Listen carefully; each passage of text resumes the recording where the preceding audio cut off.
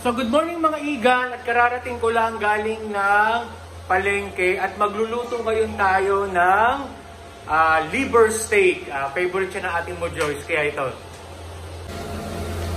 So ito yung liver steak, yung piniprito ko lang siya ng bahagya. Ito yung minarinate ko na siya sa toyo, kalamansi at nilagyan ko ng sibuyas. Overnight ko siyang minarinate, kaya yan ipiniprito ko na siya ngayon.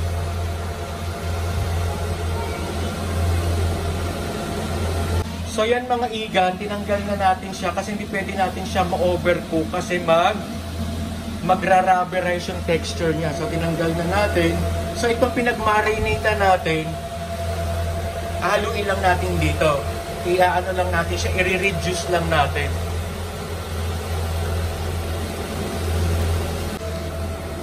So pag medyo na-reduce na yung ating sabaw, ilalagay na natin yung ating liver. So yan mga igan, ilagay na natin at yung ating sibuyas na puti.